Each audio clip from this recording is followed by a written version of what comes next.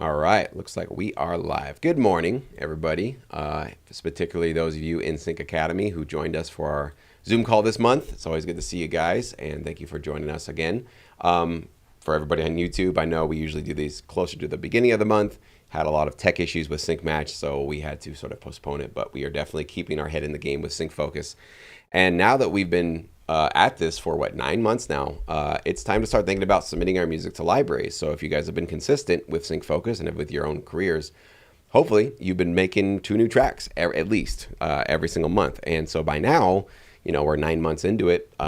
You've got a good handful of tracks, maybe a full album, maybe even a couple of albums that you're basically kind of feeling like are ready to start pitching and throwing out there. Some of you have already been pitching your way ahead of the game. Others of you've been just sort of working on the craft and being consistent, and that's fine too. It's not a race. It's just a matter of just being consistent. That's actually the whole point of Sync Focus. It's not about getting to any particular specific goal for everybody, but whatever you were doing in 2024, hopefully this year you've been showing and proving to yourself that you can do better, you can be more consistent, and by just showing up, usually, most times, most days, most weeks, you find that you're in a much stronger position, much more, you advanced much more in the long run. So today is going to be a part one presentation on how we start preparing our music for libraries. If you guys have specific questions, I really want to reserve quite a bit of time. This won't be a very long presentation because I already want to pick your guys' brains, because we will have a part two in October. And if there's something any specific questions, which there's going to be plenty of specifics that we don't get into today, I want to kind of find out where you guys want us to really kind of take this for October, because it's a very important issue, and it obviously makes a big difference in terms of you making a first impression upon the libraries you're going to initially pitch to. So definitely be vocal, ask me questions, give me suggestions, whatever you want. Anytime in the presentation, we can interrupt it. We can wait till the end of it. Doesn't matter. And then with our remaining time, we'll try to get through a couple of track reviews till the hour is up. Okay. So let's talk about preparing your music for libraries. Now, spoiler alert, and maybe a bubble burster, because I know we're all excited and energetic and enthused about our futures and our careers, but this is all coming for you in your future, okay? So I hope you guys are ready for this. You're going to get rejected, okay? You're going to get template responses. You're going to get those ones that definitely weren't written by the CEO. You're going to get non-replies, people that don't even open your email, don't reply to you at all. You're going to get email errors. You're going to say, oh, okay, I sent an email off to their contact information, and that's not the right one.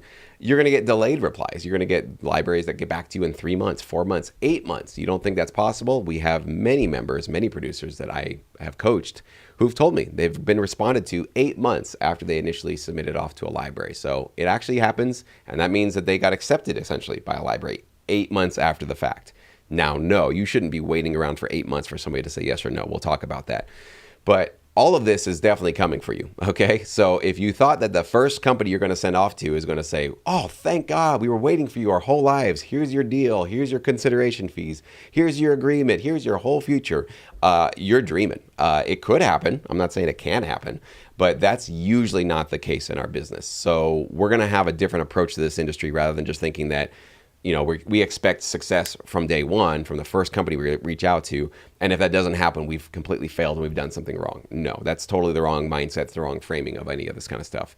All of this has been a part of my career. It's been a part of every successful sync licensing producer's career. They'll all tell you the same thing. Yep, they've been rejected. They've been ghosted. They've had delayed responses. They've had email errors. They've had all kinds of issues, all this kind of stuff, as they've been trying to reach out to new libraries. So it's coming for you as well.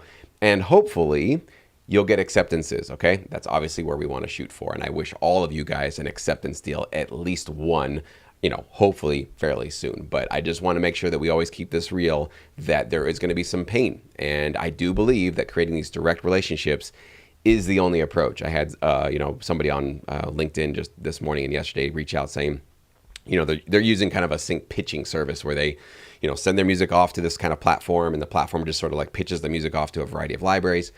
And I said, yeah, that sort of takes care of a lot of the, it sort of solves for one part of our sort of pain point of getting rejected and no replies, all the things that I've listed on this one right here. But what this platform doesn't do is create any direct relationships. It just sort of kind of, I don't know, I guess somehow finds how to match the tracks that have been uploaded to the platform to the libraries that are, I guess, sourcing music from that platform. And yeah, you could definitely get your music into a library that way. You could get placements even that way. That could certainly happen. But what's not possible with a platform like that, or when you're not going directly to these companies, is there is no personal relationship. You're not on the phone with these companies. You're not doing emails with them. You're not on a Zoom call. And I'm just telling you guys, in my career, the most profitable relationships, the most amazing deals, and sync fees, consideration fees, royalties, national campaigns, international campaigns that I've ever received were never from some impersonal third party. Somebody shot my music and I don't know what happened and somehow it got out there.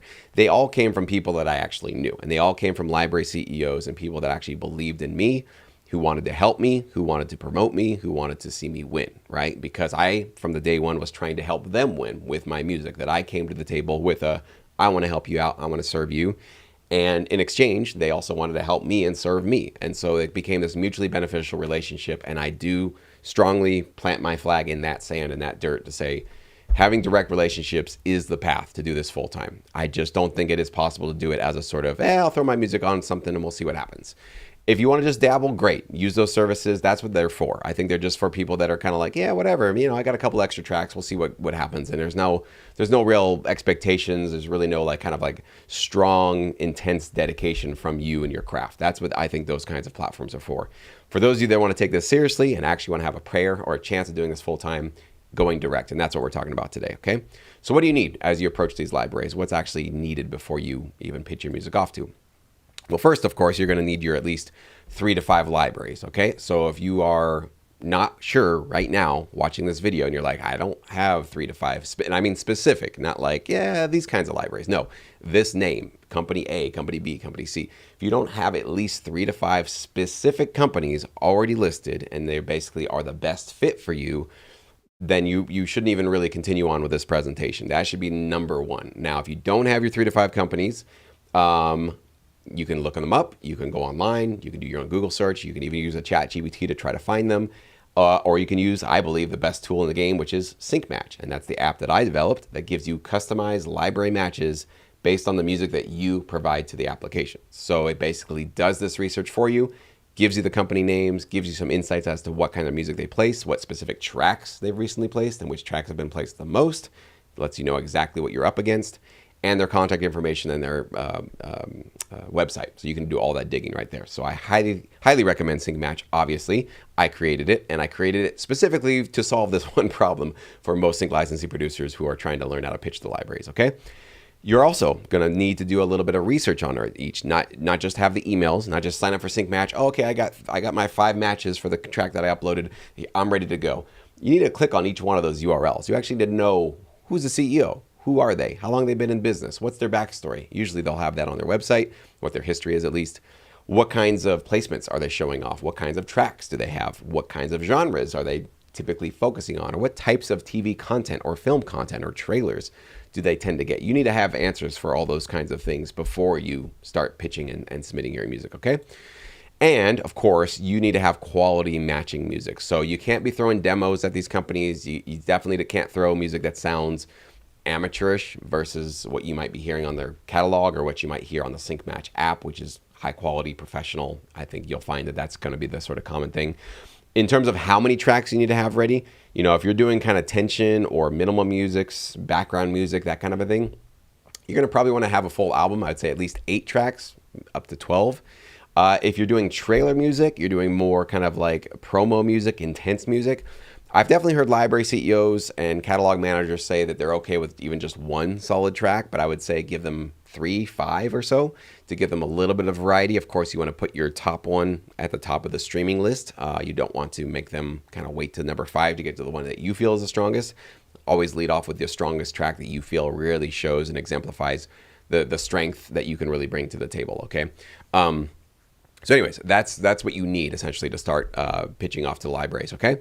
What you don't need, and I think this is what maybe some of you guys might be concerned about or worried about, especially if you're fairly new to sync, you don't need to already have TV placements, okay? If you do have some, let them know. It could be a one-liner, not, you don't need to give them a whole discography, a whole biography of everything you've ever placed. Give them the highlight reel. If there's a couple of tracks that you've placed or whatever, it's great. That lets them know that you've kind of got your foot into the game. You've got your feet in the water. But if you don't, you're brand new, don't worry about that. They don't expect you to have TV placements to accept your music. They just want to make sure that you are professional, you're ready to work, and you have high quality music, okay? So if you don't have TV placements, you don't have to say that. You don't have to say like, hey, I'm just a complete newbie here, no placements here. But if you do have them, you obviously can mention them, okay? You don't have to have a social media following. You don't have to brag about how many TikTok followers you got or Instagram or LinkedIn, or they don't really care, okay? If you're kind of a fairly known artist or a band or a DJ, okay, maybe put that in there. That could be useful, interesting. Probably most of you guys watching this were in my situation when I was getting into sync in 2008. Zero social media, zero fans, zero anything, okay? Didn't matter. Library CEO said, hey, you got great music. I'll take you on. That's all that really matters, okay? And you also, as you are pitching to your library partners, you don't have to have your alts or your stems or your metadata ready yet, okay? So you will need to get it. We will talk about that. But the reason why you don't have to have that in the pitching process in terms of just sending off your email to them is because every library has different requirements, right? One library needs the stems to be individually balanced, meaning every single individual track in your session needs to be its own stem. Other libraries say, you know what, just group all your drums together. Kick, snare, hi-hats, toms, put them all together in one stem, just one wave file, right? Sometimes metadata is all over the place. All the libraries have different requirements for that. Most libraries will probably handle the metadata themselves. So some don't, but I would say you'll find that most of them will be handling that for you. And same with alts. Like some libraries, they want their 15-second, 30-second, 45-second extra, all these kind of things. Other libraries are like, nah, it's cool. We basically, if you can just give us like a stripped down minimal version and a full version, that's all we need, right? So you don't need to do all this work before you pitch to a library, because most libraries on their website aren't saying exactly what they need. A few do, but most of them aren't going to say that. But what you should do in your email is say, I am prepared and willing and ready to create alts, stems, metadata, any deliverable assets you need. That's a really powerful line to include in your email, because that lets you know, even if you are new to this, you know that you're not just dropping off a full mix and then wiping your hands and walking away. You know that there's more work to be done. There's usually always more work to be done. So that's also kind of a way to just signal that you know what you're doing, and you know that there's going to be a little bit more required and expected of you. That could be music to the ears of a library CEO who probably gets submitted by music by tons of people, and most people flake. Most people have no clue what they're really doing. They're just throwing stuff out there. But by you letting them know, you know what the deal is, that could really set you apart from the crowd, okay? And Philip, you're asking about mastering. You're asking if your tracks need to be mastered. Absolutely. And you need to probably master them yourselves. Absolutely. And that would be one of those things where you compare against the quality of your music versus what you're hearing in a library's catalog or through the Sync Match app or wherever you're getting the music. Yes, you do need to have your tracks fully mastered. Don't expect libraries to do this mixing or mastering for you. Some of them might offer to do some of that if they feel like they need to, but I would never say it's safe to, in a smart move, to just assume, oh, they'll take care of that mixing and mastering. You're going to be way behind the next producer who's mixing and mastering their tracks themselves. And yes, you can do this. I believe any one of you guys, if I can do it and I don't have anything professional, I have like pretty much the most amateur setup you could have, and I was able to mix and master my tracks good enough to land on TV over 10,000 times, what's stopping you, right? It's just a matter of like the mindset of like, just believe that you can get better at it, and you will get better at it. But you do need to be honest. You got to obviously compare your tracks, A/B compare it to what's happening out there. And in terms of like, should you master your stems versus mastering, or not mastering the stems? Again, you would ask a library. You don't even worry about that until they've accepted you and they say, we like this. Okay, great. Now you would ask them, do I master the stems? How do you want these alts? They usually would have like probably a one sheet of all the instructions and how they want things to be delivered. Wave, AIF, the bit rate, whatever, all that kind of stuff. They're going to give you all those specifics, okay? Now, how should you present your music? Obviously, you can start off with your own website. This is something where you could just use like Wix or any other sort of helpful website generator where it's like AI driven or template based, where, you don't have to be a designer, but make it look professional and sleek. And, basically sometimes these days just prompting in with an AI prompt probably could generate you a decent looking website on your own if you'd want to. It kind of gives you a little bit more control over the first impression, so it can be a strong recommendation. Don't have to do it though. Other options would be use Disco. Disco has become probably one of the most go-to platforms for sync licensing, specifically for supervisors and even libraries. So I'm hearing more and more that they are liking Disco. They're preferring it because it's becoming more and more comfortable. So when they get a Disco link, they're like, oh, I know the platform. I know it's very familiar, right? As opposed to if it's a different website, it's like your own website, and it's got its own layout, and maybe the music player isn't immediately visible, which, by the way, you should make your music playlist right at the very top, and it's like a big play button. It should be the only thing that's just obvious for people to do on your website. But Disco is another option. RealCrafter would be another one. RealCrafter, one of their big advantages is they can help track when people open your link, when they play your tracks, and also when they skip and when they skip your tracks. So you actually know how much of your music a CEO potentially listened to, and where they maybe got bored with a track, or where they felt like they heard enough and they want to move on to the next one. So some of those insights can be kind of useful and valuable, okay? You could also just use Dropbox, literally just a regular file sharing. Anything that basically shows the waveform, I would highly recommend Dropbox for that. And you basically are just going to be putting together just sort of a link of the track that you want to basically send off to the company. I don't know if Dropbox does a playlist. I don't know if I've ever used Dropbox to send off. Maybe some of you guys can let me know in the chat if you can use Dropbox to create a playlist that has multiple tracks that can be streamed one after another. If so, then all right, cool. I'm getting a yes from some of you guys. So all right, cool. So use it for that. That works out great. What I don't recommend, okay, SoundCloud or Google Drive, okay? SoundCloud has been known to seriously compress music in weird ways and create artifacts, and also they have ads. So if you don't have some premium account on there and you're a CEO, you click on a SoundCloud link, you might listen to the first track for free, but then if you're going into a playlist of tracks, you might be interrupted with an ad. Do you want to send music off to a library where they have to listen to some annoying ad in between your tracks? Like, that is the worst possible approach. You're already creating problems and annoyances for somebody that you're wanting to impress. Don't do SoundCloud, okay? It's just a no-go. Google Drive, it's not a bad platform, but the reason I'm saying don't use Google Drive is, one, it does not show you the WAV file. A lot of people do like to see audio WAV file. Google Drive just has a little play and a bar. And also, I find the Google Drive takes the longest to actually play. So because I do a lot of reviews and I use, people submit music in all different types of ways. Dropbox always immediately plays. Google Drive, I hit play and it's like loading, play. 5 seconds. We're not living in that world anymore where people want to wait 5 seconds. So I just don't recommend those two. And definitely never, ever, ever, ever send attachments. I mean, there might be some rare case where a library, for whatever reason, is okay with attachments or wants attachments, but I've never come across it. It's just basically a no-no. Never send an MP3 to your email. You're always going to want to send them a link that they can stream online. Okay? Moving on. The pitch. Let's talk about what you're actually going to put in your email. Okay? Now, you're going to send tracks to a library with a concise email using one link, okay? So you're not going to send them, here's track 1, here's track 2, here's track 3. No. That's too much work for somebody, and that's definitely too many options. No, we don't need that. One link, and it should be the link that when they click on it, it either goes to the Disco playlist, your Dropbox playlist, whatever, your website, and right when they click on it and they get to that website, it should immediately start playing. No passwords. Don't make them put in a password. Nothing. No, they shouldn't have to click on anything additional to that one link, that hyperlink in their email. And concise, okay? Don't give them your biography. Don't give them how long you've been making music and how you won some award when you were in high school. Like, okay, that's all great. It's important for you. It's not relevant to the conversation. You got to remember, this is a service industry. What we're trying to do is we're trying to take as little as time as we possibly can from a very important and relevant person for us, a library CEO, and we're trying to prove to them within a few seconds that we're worth them investing time, money, energy, and effort into with us. So you want to basically make an email that's maybe 3 paragraphs long, and each paragraph is 1 to 2 sentences. It's very, very short, maybe 2 to 3 sentences, I should say, not 1 to 2, but 2 to 3 sentences. Basically, here's who I am. I really think you guys are really interesting. From my research, looks like you guys specialize in XYZ, and you really have some great, interesting music with these genres.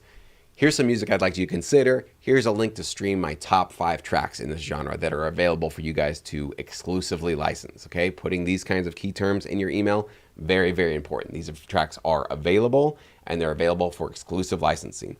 If you're not interested in exclusively tying your music up, probably you shouldn't be doing music for production music libraries, because 95% of them are exclusive. There's a couple that are non-exclusive.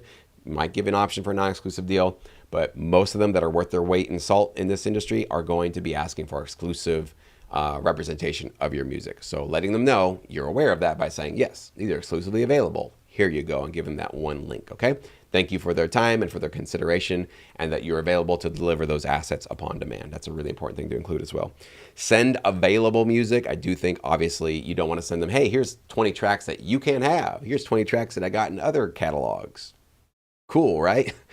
It's not the worst thing you could possibly do, but it's not nearly as powerful and as enticing and as service mindset oriented as saying, here's a brand new beautiful car, nobody owns it, nobody has claim to it. I made this one just available just for you. I knew you were coming into the showroom today, and I want you to sit in it, I want you to drive it. How enticing is that versus you see all these great cars that are wonderful, you can't have any of them because they're all pre-sold, they're already claimed, none of them are for you, okay? But I just want to let you see the quality of what we could potentially give you. Yeah, okay, somewhat helpful and useful, but not nearly as enticing, as persuasive as sit in the car, this one's yours, right? Here's the music. These tracks could be yours in your catalog at the end of this email, at the end of today, if you want them to be. So definitely send them available music. I would say that, okay? Obviously, as I said before, and one stop as well. Zell, you have a great point here to say also this is a one stop, meaning I offer these tracks as a one stop licensing opportunity, meaning that like nobody else is attached to this. There's no hidden publishers. There's no other co-writers. You could basically get the signature from me and you get absolute exclusive rights to these tracks. Very, very important point, Zell. Thanks for letting us know and reminding me. And then, of course, with all of this is a service mindset. You're not reaching out to a library to say, hey, I wonder if you guys are going to get me some placements. What can you guys do for me? Even if you never directly say those words, your attitude conveys it in how you approach libraries, okay? So your attitude for coming to these companies and how you write your email, or if you use the auto-generate thing in in the Sync Match tab in app, whatever you do, it should always be the sense of like, all right, I would like to make your guys' life better. I want to help you serve your clients more effectively. I want to add some high quality music to your catalog. I think you guys have some amazing things going on, and I would love to be contributing to the effort and be a part of what you're doing and to help you. That's the orientation, that's the focus, that's how you should be thinking about what you're doing as you pitch your music to libraries. Not arms crossed, well, we'll see what you do for me. I don't know. Can you guys get me placements in 6 months and a year? Even if you never say those things, people can pick up on that attitude. And honestly, nobody cares that you're expecting your placements in 6 months or a year. That's great. Have those expectations, cross your arms, basically, kind of have that entitled attitude. And the next hungry producer who's just trying to win, who's just trying to be productive, who's just trying to be helpful, is going to skate past you. Is going to go way further than you. So please don't come into this industry with what are they going to do for me? That's the loser mindset that will not get you to where you want to go. I guarantee you. You have to come into this in terms of, I'm here to work, I'm here to serve, I'm here to make somebody else's life better, and I want to be the strongest and the hungriest producer on their catalog to make their lives better and to help serve their clients as effectively as I possibly can. If you got that, you'll be in a strong position, okay? All right, let's talk about the follow-up. And I'm not getting too many questions yet. If you guys have any questions, please don't be shy. Looks like we got one here from Loop Waves. Okay. For a 10-track album, is it good to send a playlist containing the top 3 tracks of the album for libraries to listen to and let them know in the pitching email that the full album is available, or also add the full playlist at the page? Yeah, if you're sending 10 tracks, send them all 10 tracks. So don't tease them and say, I've got a 10-track album, here's 3. Send them the full 10. Say, again, it's just kind of like you don't show them a third of the car and say, well, I'll let you look at a third of this car, but the other 2/3 of it's going to be behind a curtain. Can't ever see it, okay? Just trust me, they're great. Just give them the full thing, right? It's sort of an act of giving them the full experience and the sample of essentially what they can give you. I know there's sometimes a worry of like, well, if I give a link to my tracks, they could be stolen. I have never heard of that ever happening once in our industry, that a library CEO or any library rep gets a submission from a streaming thing, or even attachments, which they shouldn't be getting, but any sort of music submission and going, all right, I'll just take those and not ask for permission. I've never heard of it. Maybe it's happened, but it's usually not going to ever happen, because library CEOs is such a small business, and the minute that there's a reputation for somebody to take music without permission and license it, you would be, it's kind of the end of your career. I don't think it's going to be really working out well for these libraries if they ever try to do that. So just give them, whatever the track number that you're pitching off to, your playlist should have the equal number of tracks, should have all of those right on there. So good question though, for sure. Okay. Ryan says, not questions, but I've submitted to 4 libraries, no listens or responses. Use sync match, so I go down to, is my music quality enough in the rabbit hole? I suppose keep pressing on. Yep. So Ryan, basically, if you have no listens, meaning it sounds like nobody has even clicked on your music, you don't even really know if your music is quality enough. So that's why I'm really kind of bummed today that I don't get to listen to your music. Because if you want to just put a link in the chat if you can. I'd love to just listen to it. I can give you a quick thumbs up, thumbs down, kind of where I think you might be. Not that I'm a CEO or that I'm the one you probably really care about the opinion of, but getting no opens and no listens, it doesn't really give you a sort of full sense of is it the quality or is it not, right? Because you have no data to really kind of match that up against. So, but getting no replies within the first 4 libraries, common. Very common. Doesn't mean anything. It literally doesn't mean it. All it means is just like you said, you haven't pressed on long enough. You haven't kept pitching until you found the right library for you.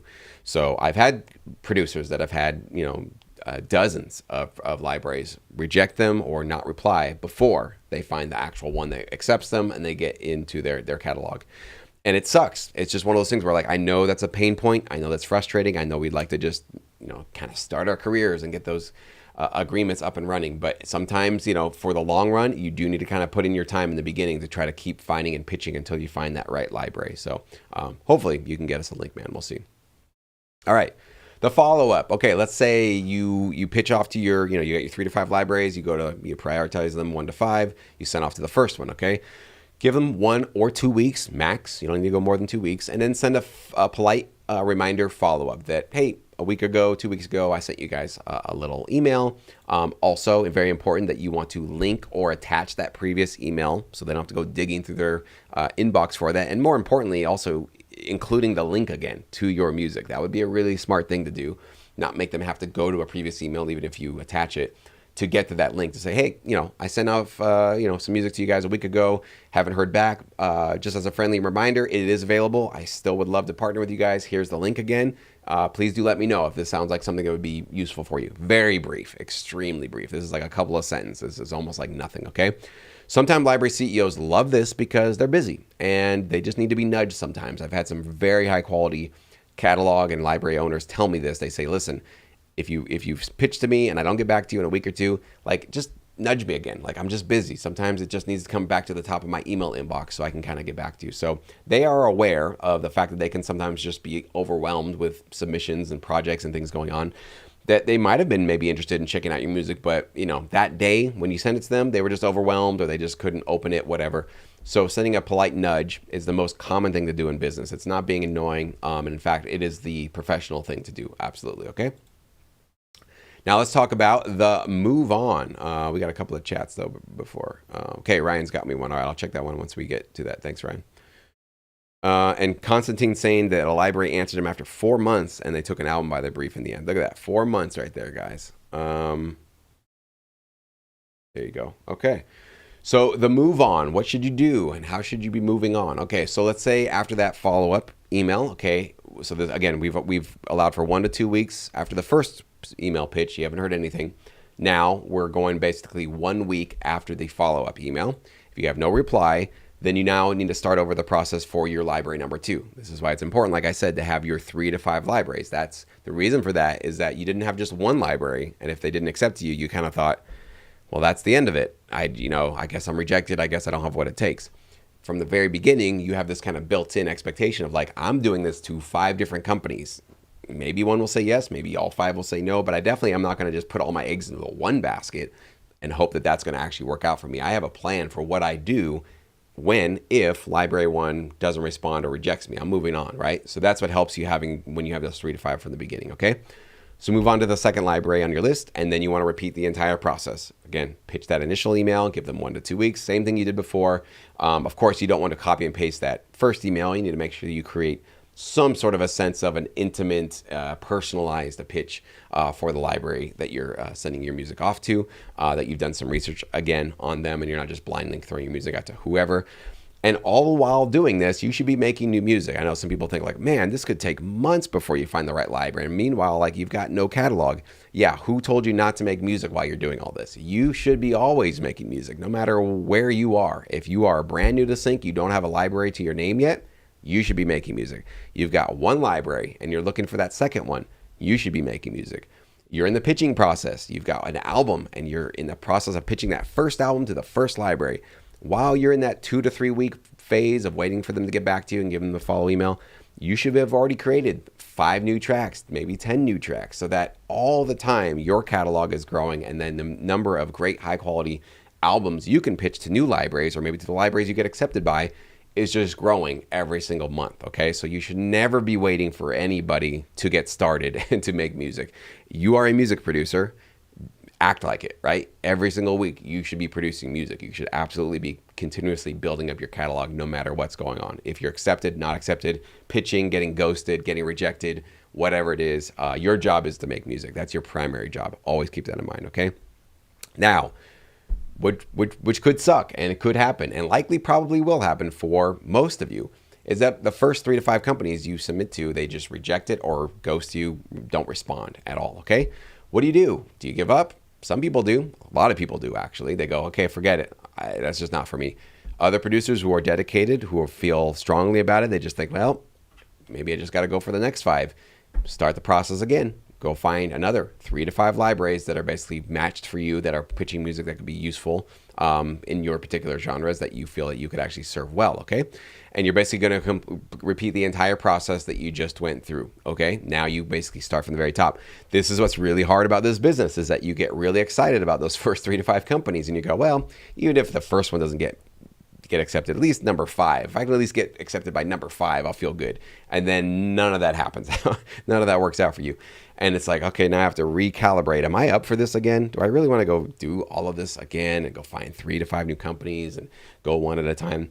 Some aren't. And I'm not here to tell you if you should or should not, but I just want you to know that even extremely successful producers do not get accepted by the first 3 to 5 companies they pitch off to. And sometimes not even the second 3 to 5 companies.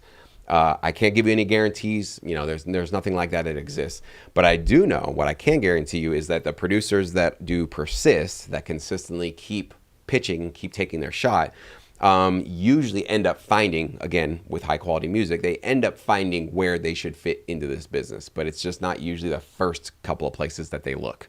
And how, you know, it'd be great if we could basically just immediately put you in the right position. But unfortunately, that's just not always the case, because there's so many variables at play here. But, you know, if you're up for repeating the process, that is actually what would be required if you want to continue doing this and get to the point where this could be something that could be, potentially your full-time income. Okay. Now, if you do get accepted, right, that'd be awesome. First of all, celebrate it. Go treat yourself and let me know, and let us know in Sync Academy, or just whatever in the YouTube comments. Would love to know about that. And if you do get accepted, here's what you should do. You should immediately ask what deliverables they need and how they need them. Of course, ask for any specifics. I always get these emails like, Jesse, I just got accepted by a library. How should I make my alts? How should I make my stems? How should I make my data? And, the first couple of times I'm like, oh, great, congratulations. Well, you obviously should ask them. But now it's getting to the point where it's like, why would I know? How would I know the inner thoughts of a library CEO? Why are you asking me? Why am I the person that would ever know how that person in that company wants their things delivered? I get it. It's like, you don't want to look foolish. You don't want to look like the newbie. But full-time producers, like if I right now, 17 years in this business, just somehow worked with a new company, do you guys think that I wouldn't ask them how they need their deliverables? Like, why would I be embarrassed to ask them that? That would be the first thing to show that I'm professional. I would say, listen, I've made enough mistakes in this business to know I never assume I know what you guys are going to need. So I'm going to first ask you, 17 years in the business, how do you want me to produce? How do you want me to make these stems, alt mixes? Do they need to be down to a particular frame rate, wave files? You need me to create descriptions of stuff? Like, what do you guys need? Give me the full rundown, all the instructions. Professionals ask, okay? So don't be afraid or ever be worried about looking like a newbie just because you have to ask specifically how something is going to be done. Always ask them what they need. And of course, second part of the sentence, deliver the thing. Deliver it in a timely manner. Within a day or two, if you can get them that quickly, that would be very, very ideal, okay? Ask, of course, what they need next. You don't sit there, arms crossed, folded, going, Well, I gave you an album. We'll see what you guys do before I keep working. That's what most producers do. That's why nothing ever happens in their careers. That's why they're sitting around after 2 or 3 years with 10 tracks, 20 tracks, maybe even 50 tracks in a couple of libraries or one library, and no placements are happening. And they're like, see, they didn't deliver for me, and this industry sucks, and nothing's happening, blah, blah, blah, blah, blah. That's because they sat around waiting, the producer sat around waiting for results to happen rather than making things happen, okay? You can make things happen. You can start making new music, and again, producing new tracks always, which is what you should be doing. And now, not just doing it kind of on the outside, but basically as an insider by asking a library, hey, what are the demands? What are you guys looking for? What kind of projects are coming up? What are your TV clients asking for more of? What's kind of flying off the shelf? Where do I fit in? Here's my skills. You guys kind of now know what I can do. How can I create something that's really useful and valuable for what you're actually working on right now in coming up, any projects or any sports seasons coming up, stuff like that. Anthony Crawford, who is an amazing, very successful single licensing producer who had a very rapid rise in terms of his royalties.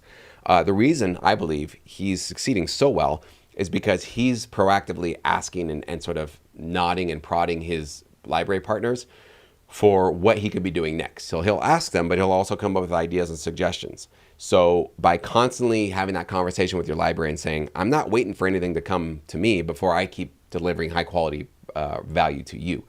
That's what I mean by the service mindset. Anthony's got it figured out, and that's why he is doing extremely well in this business. So bring that energy and that, hey, you like that one? Great. Do you want more of that? Do you want something different?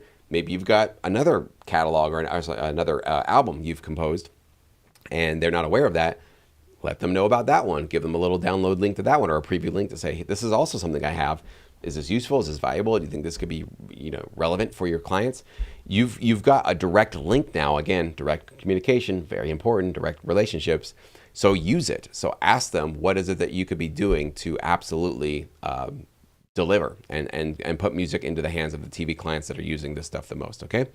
And Trevor says, don't be too eager to sign. I got burned on one a few years ago. Read carefully and get second and third opinions. Oh, sorry to hear that, Trevor. What happened you don't have to give the company name if you don't want to, but how did you get burned? What was the thing that, I'm really curious, what was in the contract that you got burned on? Or did they just ghost you or something? So, and of course, last but not least, you need to get to work. Obviously, you need to be consistently putting work and new music into their catalog, again, before you get those results. That's definitely going to be the key winning driver here. So Trevor said that they changed your writer share to 50%. Ouch. Just merely by changing the track title. I missed that language in the agreement. Okay, thank you. So sorry to hear that, Trevor, and that really, really sucks. I've heard of that happening to a few producers, so it really does, it's why we and they did fix it. Okay, that's good. Maybe it's just a user error. I've run into that as well. But making sure that we do our due diligence and making sure that we are, double checking our registrations to make sure that we are indeed the 100% the writer, if we are the only writer. So very, very important for you guys to do that. So glad to hear that, man. You got that squared away. All right, let me go ahead and change the share now. What we're going to do is go into some track reviews. Now, it said my audio wasn't working, so you guys let me know if you don't hear something. Let me go ahead and get Ryan's link. Ryan, I'm excited to check out your music, man, because I want to see if I can give you some useful feedback. Not that one. I don't need that one. All right. Okay, that's not it. Why is this not doing it? 1 second, guys. Sorry. All right. All right. Can you guys see that? You guys see that one? All right. Tell me if you hear this. No matter what, you never give up. Okay. That's all I was worried about. I got this error that my speaker is not working. Let me see if I can do something about it real quick. Check. Output device. No, if I can do anything about that right now. Muted.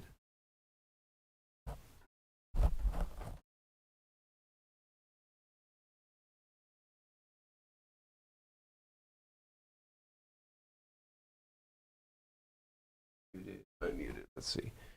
Anything working now? Not your strength. Well, it's not working right now, but what I will do, Ryan, is I'll go ahead and I'll listen to your track and I'll do a little maybe private review and I'll just post it inside of the Sync Academy platform because definitely want to give you some basically some quick helpful insights if I possibly can, because I want to make sure that you get a little bit of clarity, at least from me, in terms of I know that a really really scary part of like, is it me? Is it just they haven't listened to it? You're hearing it. You guys are hearing the music. You guys are hearing it. That's weird. Okay. Well, I'm not hearing it, so I wonder if I have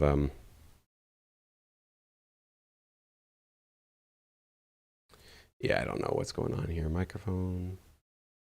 Let me try.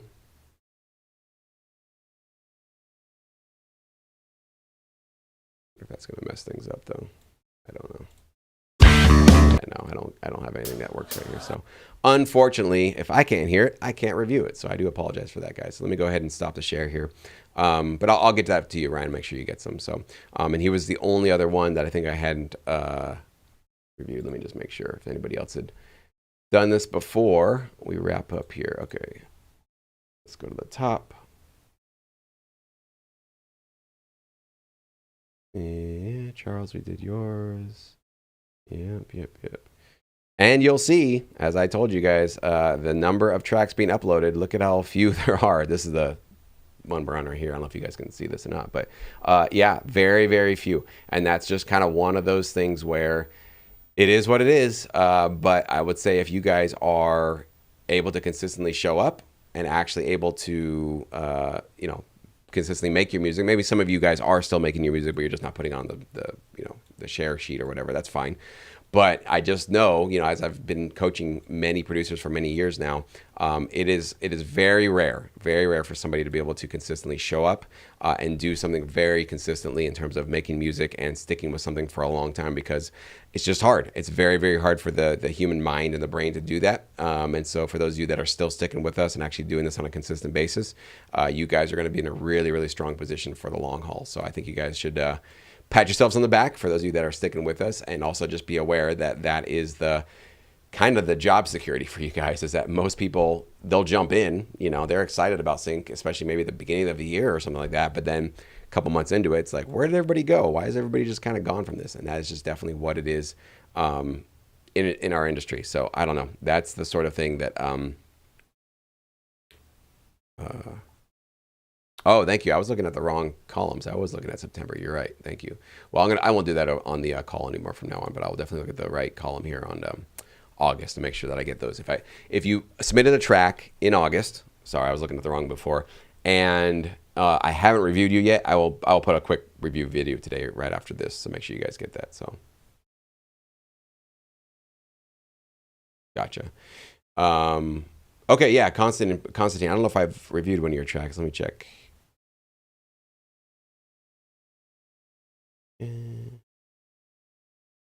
Yeah, I don't know if I'm seeing you on there, but if you want to put yourself on the sheet, you can do that for sure. So only if I haven't reviewed a track. Oh yeah, it looks like I haven't done yet. So if you want to do that, I can definitely click on one of those. I see you have a couple of Google Drive links. I can definitely do one of those. So for sure. Cool. Any questions though, guys, or any recommendations or specific ideas you want me to go into in terms of where I go for this for the next month, in terms of like how to craft the email, how to approach libraries. There's quite a different, some different ways we can go into it.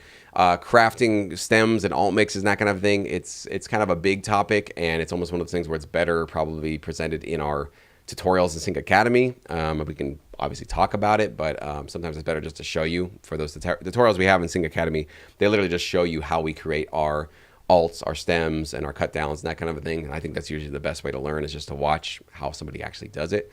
So that's there. Do libraries say if the sound is not good, like your tracks? Usually they're not going to say. I don't know. I mean, maybe rarely some of them will be honest. But most of the time, they're going to have a canned template response because they say no to people all the time, right?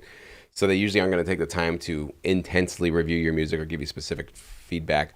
Maybe they'll say the music isn't quite ready for them. That would be sort of the polite way of them telling you that like your quality isn't there yet. Suggest review a sample contract. Okay. Yeah, I just don't want to. I mean, I could maybe generate like a dummy contract with ChatGPT, but I wouldn't want to take an actual contract from a library and put it on in public. I could probably cause some problems doing that, so I don't want to do that. But yeah, I don't know. Maybe that would be a different presentation where we talk about contracts specifically. I think I really want to focus on the pitching for sure. And we do have quite a bit of resources in Sync Academy about the contracts, but that's a really important, for sure, a very important subject matter, definitely.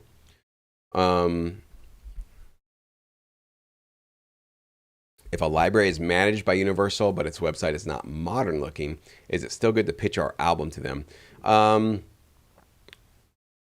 I think it's more important about like their placements. Are they showing recent placements, right? Like if their website shows their placements, do you see placements within the last couple of years? That's a good sign that they're still active. They're still very healthy. Obviously, if they are a sync match library, they're showing up in our data and you're seeing placements happen and show up in our data. Chances are they have a lot more placements happening as well. That also gives you some confirmation. Websites are, I do have that sort of pushback as well. Like some companies, if I'm made aware of some new company that I've never heard of and I look at their website and the website looks like it's from 2002, it certainly makes me double think, like, is this still an active company? Are they still actively doing stuff? Because if you're actively in the marketplace, you do care about how your website looks to a certain degree. Like you don't need to be some, incredible web designer, but if your website looks like it's from Web 1.0 and we're deep into Web 2.0, that's a concern. So I would definitely see it as a potential reason to look further into it. But it sounds like it was maybe bought out by or managed by Universal. So that could be a really good thing. There are cases where people just don't update their websites, but they've got really high quality, relationships in place, and they're doing some great work. So that's obviously possible as well. I couldn't really necessarily tell just by looking at the website. But any other comments, questions, suggestions?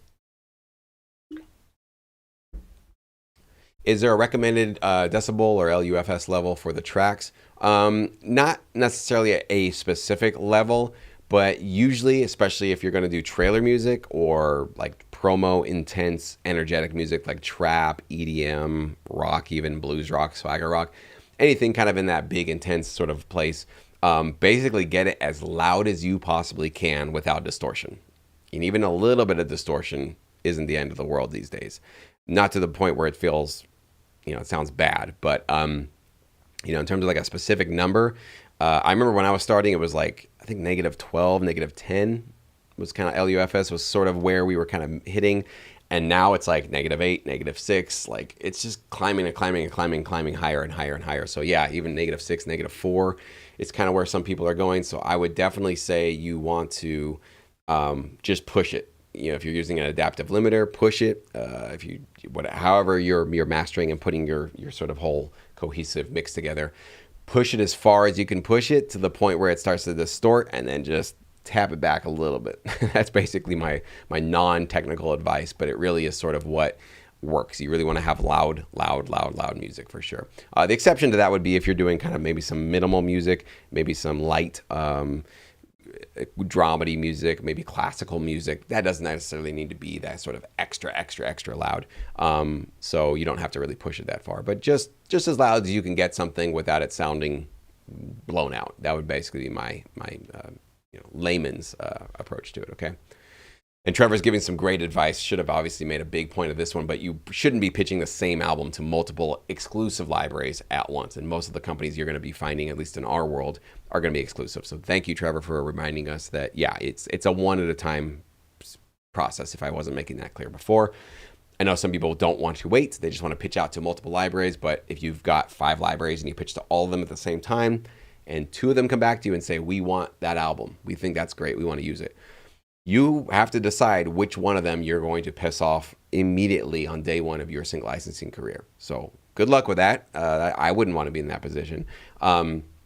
You might try to twist it and say, "Oh, yeah, that one's not available anymore, but I could make you another album." It's a gamble. Maybe they'll be open to it. Maybe they'll say, "I don't like somebody telling me that they're going to give me an album," and then immediately after a couple of days say they don't give it to me, because then immediately they know why. Okay, these aren't dummies. These aren't people that were just born yesterday. They know why you aren't giving them that track. They know that you pitched your music off to multiple companies and you're not giving it to this company. Okay, even if you don't tell them that directly. So you can try, but I don't recommend it. Yes. Okay. So Richards noticed that for some of the APM affiliate libraries that he's finding on SyncMatch, they don't have specific contact information. Some of the times these sub catalogs through APM don't have specific. So sometimes with APM, they actually have their own subcategories or sub labels, and other times they are basically companies that APM has bought out, right? So basically now APM owns that subcatalog. They're managing it. It's under their control. So there's no specific sub contact anymore. Basically the contact now is going directly to APM. So what I recommend in that case is that you use that contact form that's supplied to you with a SyncMatch app, and you let them know you're interested in this sub catalog in APM. You're not just looking to pitch to APM broadly, but you're like, hey, your sub catalog called X, Y, or Z is really interesting, and I think my music really fits in well with what's going on with this catalog. I'd like to contribute to this particular sub catalog of yours. So if that's what you're getting on the SyncMatch app, that it's not a separate company from APM, but a direct link to APM, you still want to reference that sub catalog, if that makes sense. Okay. Matthew, maybe a topic for a future video, but how to keep your creative spark going and experimenting with other instrumentations or ideas to expand your catalog. Yeah, it's a really good topic, Matthew, and definitely a tricky part of our business, because as we are such a service-oriented industry, we can be like almost like too much thinking about how to serve others that we forget to like fill up our own creative cup. It's a challenge, and so definitely we will be talking about that more, and we've definitely talked about that quite a bit in terms of trying new plugins, trying new sounds, listening. Again, if you guys are not using the SyncMatch app and you're not constantly listening to the new tracks and to the new music and to the things that are in your genre and your focus on the app, and listening to those tracks and making a playlist on your Spotify app, and as you're commuting or going to the gym or whatever you're doing, listening to the music that's getting placed the most, you're really not doing all that you possibly can to put yourself in a really, really strong position. So, but apart from that, not always doing market research, but like, just listening to cool new tracks to get released. Like, go listen to what new artists are doing, whatever styles of music you're into. You're into rock, you're into hip hop, you're into EDM, whatever, or classical, orchestral, doesn't matter. Go check out new soundtracks, new films, right? Just always kind of finding out what's the newest thing being released, where are the new trends, and just understanding like where sort of some of these either instruments or formulas are evolving. Really, really important to keep listening to new stuff, not always just getting stuck in the things that we are comfortable with, right? I have a tendency to want to do that, so I have to push myself to make fresh playlists, listen to the newly released music. I want to hear stuff that's only been released in the last 6 months. I don't want to listen to any of my quote unquote like oldie favorites,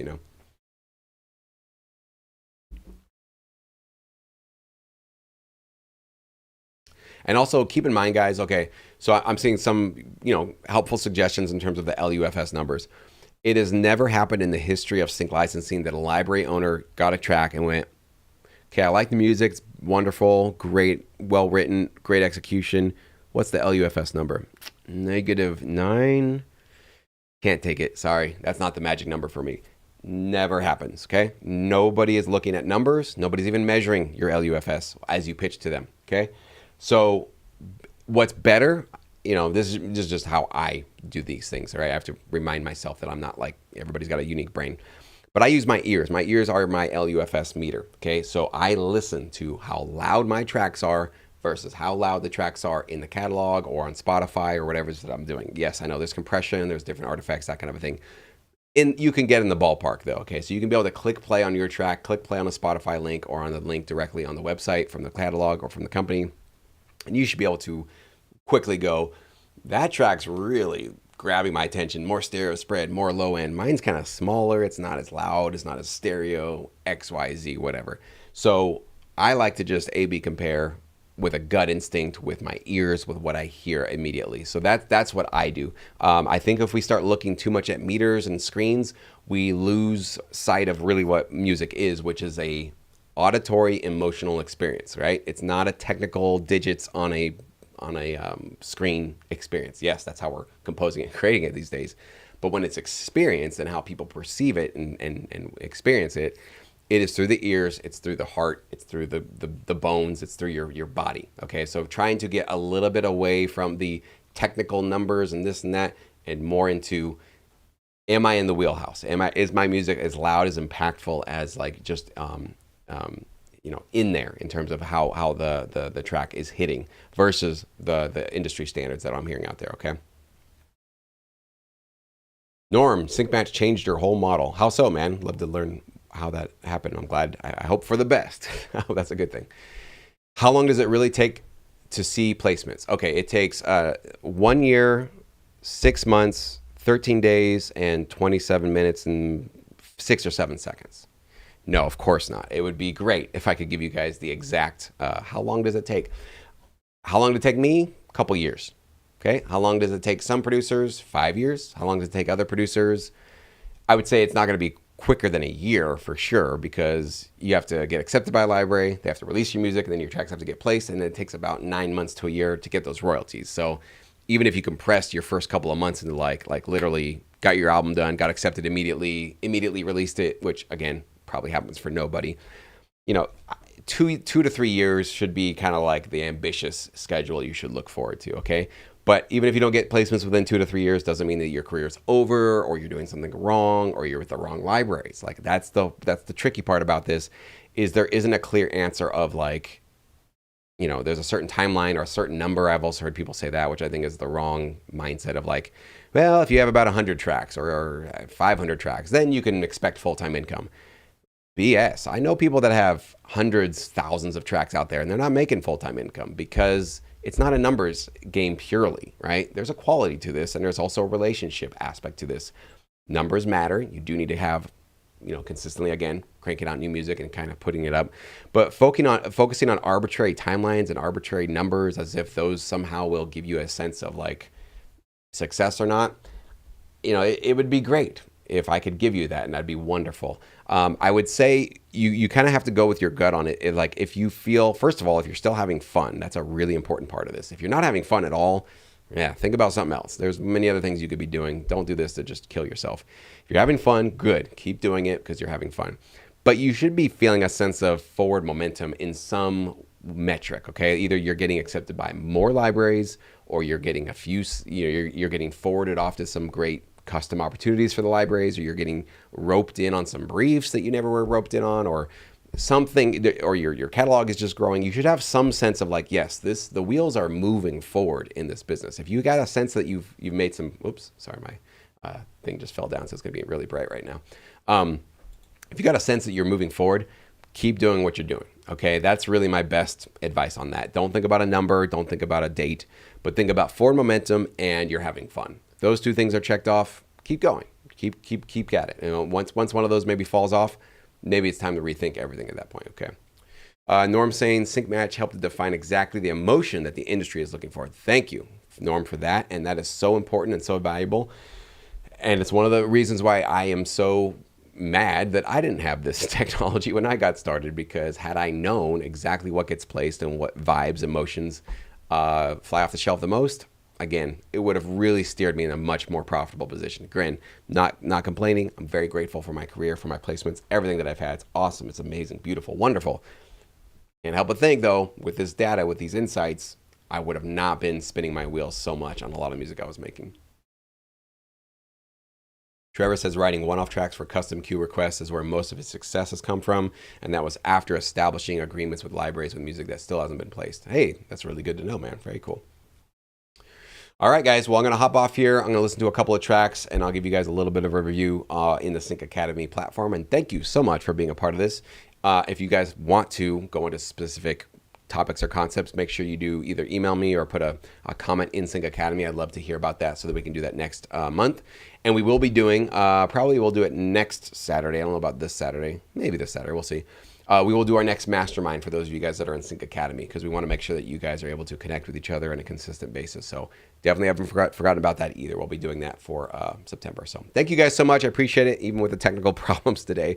Usually there's got to be at least one, right? Or else it's not a complete presentation. So thank you guys for dealing with me and putting up with this. And anyways, we'll talk to you guys really soon. You guys have a fantastic